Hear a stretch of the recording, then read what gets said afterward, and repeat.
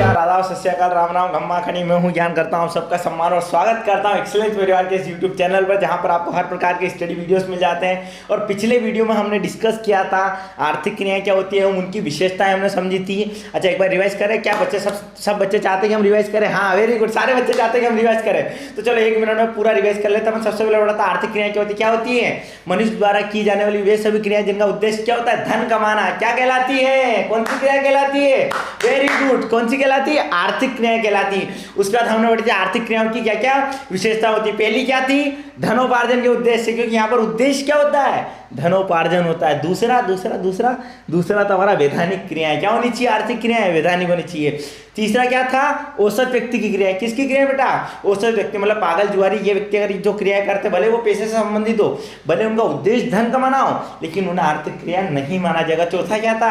Very good, क्या बात, अपने आप के लिए ताली बजाओ एक बार यार। मुद्रा में मापन। जी हाँ, हमने डिस्कस किया था कि आर्थिक क्रियाएं जो है उनका मापन किसमें होना चाहिए? मुद्रा में। और 5वां हमने पढ़ा था सामाजिक क्रिया। जी हाँ, असामाजिक क्रियाओं को आर्थिक क्रिया नहीं माना जाता है। और आज हम पढ़ने वाले हैं आर्थिक तथा अनार्थिक क्रियाओं के बीच में अंतर।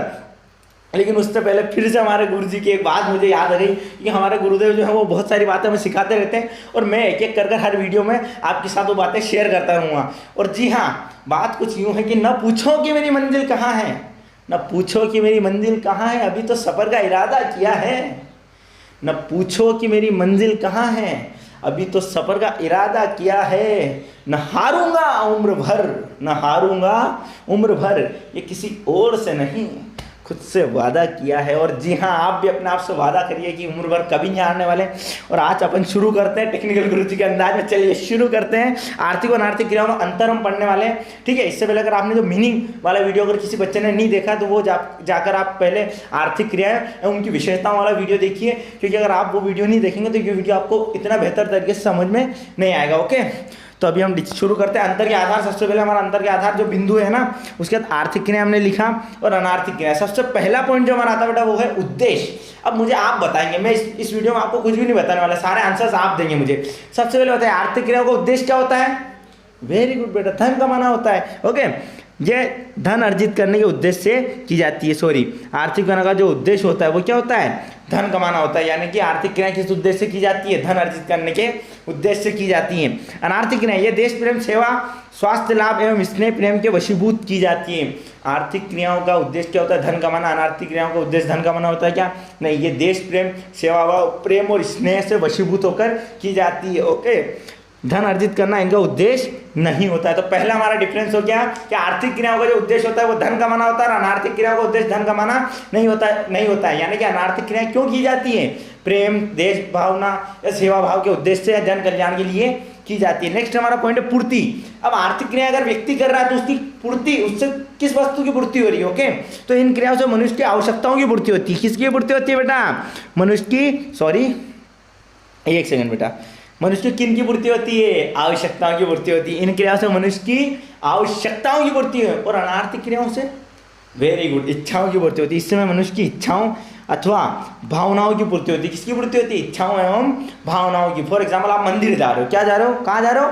मंदिर जा रहे हो। तो मंदिर जाना अनार्थिक क्रिया क्या है? अनार्थिक क्रिया, लेकिन आपकी इच्छा थी कि मैं मंदिर जाऊँ। कहाँ जाऊँ? मंदिर जाऊँ। या फिर आपको जो भावनात्मक रूप से आप भगवान, स्पिरिचुअल हो अगर आप, तो अगर भगवान को मानते हो तो आपको भावनात्मक रूप से क्या मिलती है? संतुष्टि मिलती है। मतलब कि अनार्थिक क्रियाओं में कुल मिलाकर आपकी इच्छाओं की पूर्ति हो रही है। किसकी पूर्ति हो रही है? आपकी इच्छाओं की। और आर्थिक क्रियाओं में हमने काम किया, हमने एग्जाम्पल लिया था, कृषक खेती कर रहा है तो उसे उससे क्या मिल रहा है? पैसा मिल रहा है। क्या मिल रहा है? पैसा। और उस पैसे से वो जो उसकी वांट से जो आवश्यकता है, उन आवश्यकता की जो वस्तु उन्हें खरीद पा रहा है। मतलब कि आर्थिक क्रियाओं से मनुष्य की आवश्यकताओं की पूर्ति हो रही और अनार्थिक क्रियाओं से मनुष्य की इच्छाओं की पूर्ति हो रही। अगला हमारा पॉइंट है मापदंड। जी हाँ, ये तो आप बता ही देंगे। अभी अब हाल हमने रिवाइज किया आर्थिक क्रियाओं का मापदंड क्या है? मुद्रा। जी हाँ, हमने आर्थिक क्रियाओं की विशेषता में पढ़ा था कि इनका जो मापदंड वो है मुद्रा है। तो आर्थिक क्रिया मापदंड, इन क्रियाओं का मापदंड द्रव्य यानी कि मुद्रा है। क्या है बेटा? मुद्रा में मापा जाता है। मतलब कि आर्थिक क्रियाओं का मापन क्या है? मेजरमेंट क्या है? मुद्रा। और इन क्रियाओं का संबंध सभी मनुष्य के सभी कार्यों से होता है। किससे होता है? सभी मनुष्य के सभी कार्यों से होता है। मतलब कि अनार्थिक क्रियाओं का मापदंड मुद्रा में नहीं होता है। तो पहला हमने पॉइंट वापस एक बार रिवाइज करेंगे। चलो, उद्देश्य क्या था? आर्थिक क्रियाओं का उद्देश्य क्या होता है? धन कमाना। अनार्थिक क्रियाओं का उद्देश्य क्या होता है? देश भाव, सेवा भावना या जन कल्याण के लिए की जाने वाली क्रियाएं, यानी कि इनका उद्देश्य धन कमाना नहीं होता है। नेक्स्ट हमने पढ़ा पूर्ति। इनमें मनुष्य की आवश्यकताओं की पूर्ति होती है। किसकी पूर्ति होती है? आवश्यकताओं की। और इसमें मनुष्य की इच्छाओं की। जी हाँ, हमने बात करी थी मंदिर जा रहे हैं तो हमारी क्या इच्छा है, हमारी इच्छा ही क्या हो रही है, पूर्ति हो रही है। हमें क्या मिल रही है? संतुष्टि मिल रही है। अगला मापदंड। मापदंड अपन ने पढ़ा। आर्थिक क्रियाओं का मापदंड क्या है बेटा? मेजरमेंट क्या है? मुद्रा है। क्या है भेरूलाल? मुद्रा है। और अनार्थिक क्रियाओं का मापदंड मुद्रा है क्या? नहीं। यानी कि अनार्थिक क्रियाओं को नहीं मापा जा सकता। ओके, इन्हें हम प्रेम, स्नेह और इनसे वशीभूत होकर करते हैं तो इनका कोई मेजरमेंट नहीं होता है। ओके, मंदिर गए, आपकी इच्छा की पूर्ति हुई तो कितनी इच्छा की पूर्ति हुई ये हम माप सकते हैं क्या? कि भाई इतनी की हुई, इतनी की हुई, हमारी इतनी इच्छा।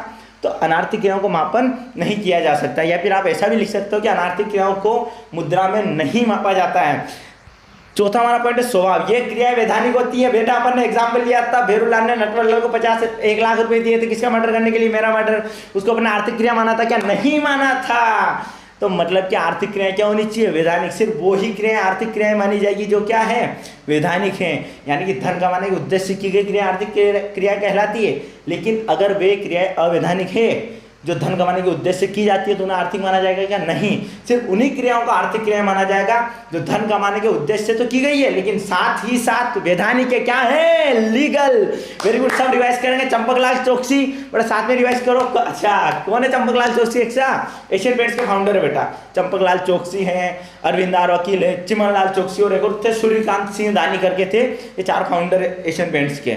फिर कभी डिस्कस करेंगे इसके बारे में। स्वभाव। ये क्रिया वैधानिक होती है। कौन सी क्रिया बेटा? आर्थिक क्रियाएं क्या होती है? वैधानिक होती है। अनार्थिक क्रियाएं, ये क्रियाएं वैधानिक होना आवश्यक नहीं है। मतलब कि अनार्थिक क्रियाओं को वैधानिक होना आवश्यक नहीं है। ये मतलब कि कुछ ऐसी क्रियाएं भी होती है जो अवैधानिक होती है लेकिन क्या मानी जाती है? अनार्थिक मानी जाती है। अगला, आप मेरी बात बताओ, आप बताओ मेरे को, अनार्थिक क्रिया अर्थशास्त्र को जन्म देती है? नहीं देती है ना। आर्थिक क्रियाएं देती है? देती है बेटा। जहां पर पैसे की बात होगी हमने अर्थशास्त्र का अर्थ समझा था कि अर्थ धन शास्त्र, मतलब अर्थ के बारे में, धन के बारे में अध्ययन करना क्या कहलाता है? अर्थशास्त्र। और अनार्थिक क्रियाओं में तो धन ही नहीं होता है तो वहां पर आप अध्ययन किसका करोगे? मतलब आर्थिक क्रियाएं अर्थशास्त्र को जन्म देती है और अनार्थिक क्रियाओं से अर्थशास्त्र का जन्म नहीं होता। एक बार पढ़ लेते हैं। ये क्रिया अर्थशास्त्र को जन्म देती है। किसको जन्म देती है बेटा? अर्थशास्त्र को। इनसे अर्थशास्त्र का जन्म आवश्यक नहीं है। मतलब इनसे अर्थशास्त्र का जन्म होना आवश्यक है क्या? नहीं है। अगला हमारा पॉइंट है क्षेत्र। इसका क्षेत्र क्या होता है? सीमित। और इसका क्षेत्र क्या होता है? व्यापक होता है। Are you getting my point? अब एक बार फटाफट से रिवाइज करेंगे। सबसे उदाहरण में उद्देश्य। उद्देश्य क्या होता है? आर्थिक क्रियाओं का धन कमाना होता है। अनार्थिक क्रियाओं का क्या होता है? देश प्रेम, सेवा भावनाएं, जन कल्याण के उद्देश्य से की जाती है। मतलब इनका उद्देश्य धन कमाना नहीं होता है। पूर्ति। आर्थिक क्रियाओं से मनुष्य की आवश्यकताओं की पूर्ति होती है और अनार्थिक क्रियाओं से मनुष्य की इच्छाओं की पूर्ति होती है। मापदंड। आर्थिक क्रियाओं को मुद्रा में मापा जाता है, अनार्थिक क्रियाओं को मुद्रा में नहीं मापा जा सकता है। स्वभाव। ये क्रिया वैधानिक होना आवश्यक है। ये क्रिया क्या होना आवश्यक है? वैधानिक। और अनार्थिक क्रियाओं को वैधानिक होना आवश्यक नहीं है। जन्म। आर्थिक क्रियाओं से अर्थशास्त्र का जन्म होता है। किसका जन्म होता है? अर्थशास्त्र का। और अनार्थिक क्रियाओं से अर्थशास्त्र का जन्म होता है क्या? नहीं। मतलब कि अनार्थिक क्रियाओं से अर्थशास्त्र का जन्म होना आवश्यक नहीं है। बेटा, एक माँ अपने बेटे को खाना बनाकर खिला रही है। क्या कर रही है? एक माँ अपने बेटे को खाना बनाकर खिला रही है तो ये अनार्थिक क्रिया है। यहाँ पर अर्थ लगा ही नहीं, उसका उद्देश्य है ही नहीं धन कमाना, तो इससे अर्थशास्त्र का जन्म होगा क्या? नहीं होगा। लेकिन आप किसी रेस्टोरेंट में जा रहे हो, वहाँ पर आप खाना ऑर्डर कर रहे हो तो वहाँ पर आप उसके लिए क्या कर रहे हो? पे कर रहे हो। मतलब एक रेस्टोरेंट में जाकर खाना खाना आर्थिक क्रिया है और अपने घर पर खाना क्या है? अनार्थिक क्रिया है। क्षेत्र। इसका क्षेत्र सीमित होता है। किसका? आर्थिक क्रियाओं का क्षेत्र सीमित होता है। अनार्थिक क्रियाओं का क्षेत्र क्या होता है?